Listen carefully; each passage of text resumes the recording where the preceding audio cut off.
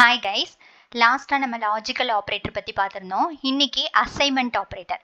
Assignment operator அப்படின்னா ஒரு வேல்யூவை அசைன் பண்ணுறதுக்கு, அதாவது ஈக்குவல் டு யூஸ் பண்ணுவோமா, ஈக்குவல்ட்டு தான் அசைன்மெண்ட் ஆப்ரேட்டர் அப்படின்னு சொல்லுவோம். சரியா?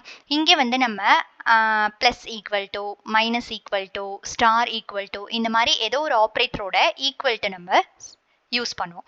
அதை தான் அசைன்மெண்ட் ஆப்ரேட்டர் அப்படின்னு சொல்லுவோம். இப்போ எக்ஸாம்பிளுக்கு இப்போ ஏக்கு ஒரு வேல்யூ, பிக்கு ஒரு வேல்யூ வாங்கியிருக்கேன். இப்போ A plus equal to B அப்படின்னு யூஸ் பண்ணியிருக்கோம். அப்போ என்ன அப்படின்னா இதை எப்படி எடுத்துக்கும் அப்படின்னா A equal to A plus B அப்படின்னு எடுத்துக்கும்.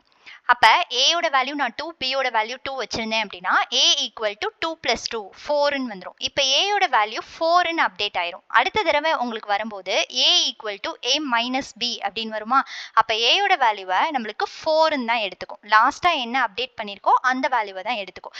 இந்த மாதிரி அப்டேட் ஆகிறதுக்கு நம்ம அசைன்மெண்ட் ஆப்ரேட்டர் அப்படின்னு யூஸ் பண்ணுவோம்.